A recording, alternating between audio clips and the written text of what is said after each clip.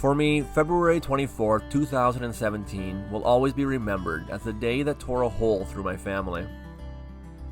It was an unusually warm winter morning in Ottawa, and my 8-year-old nephew Griffin was playing with his friends at recess. One moment he was goofing around like every 8-year-old boy should be when it's recess. The next he was laying in the snow, not breathing. He had gone into cardiac arrest. A teacher performed CPR until the paramedics arrived, while another staff member called my brother's wife, Andrea. "Griffin stopped breathing," the caller told her. "Come right away." She got there in a flash, but by the time she arrived, Griffin was already being rushed by ambulance to the ER.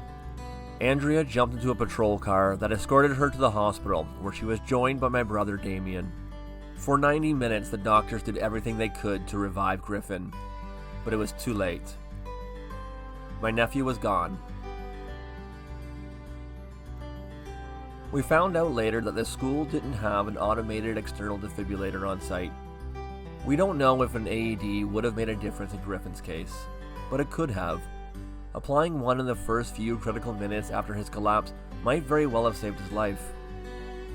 An AED is a portable, user-friendly electronic device designed for the average Joe. It provides simple audio and visual instructions on how and where to apply the AED's electrode pads onto someone who has collapsed. Once hooked up, the AED can automatically detect potentially life-threatening heart rhythms. If it identifies a problem that may respond positively to an electric shock, it permits a shock to be delivered to restore a normal heartbeat. According to the Mikey Network, a charity that raises money to donate AEDs to schools, arenas, and other gathering places, these publicly accessible defibrillators can increase a victim's chance of survival by up to 50%. Like an EpiPen or a first aid kit, AEDs help ensure our schools and public spaces are prepared for medical emergencies like Griffin's. To help prevent similar tragedies from happening to other families, Damien and Andrea launched the Remember Griffin campaign to raise money to fund AEDs for schools. Those efforts have already paid off. On February 22, 2019, nearly 2 years to the day after Griffin's death, a 16-year-old boy went into cardiac arrest while playing basketball at another school in Ottawa. The coach began CPR and someone else called 911. Meanwhile, a parent grabbed the AED which was in the gym.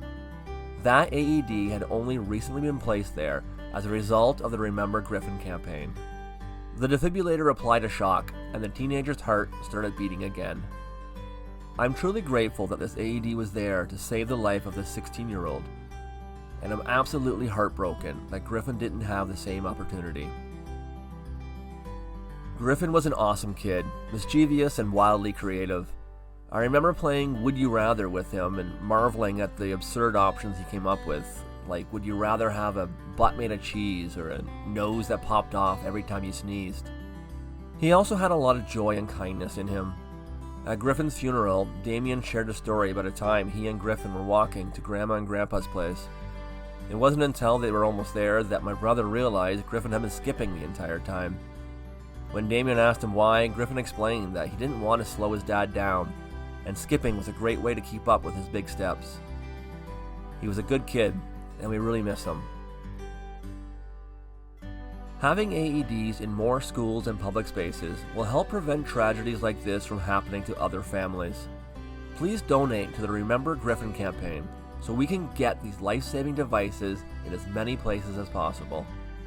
Even if your local schools and public spaces already have them in place, your donation can help ensure more communities have the tools they need when they need them the most.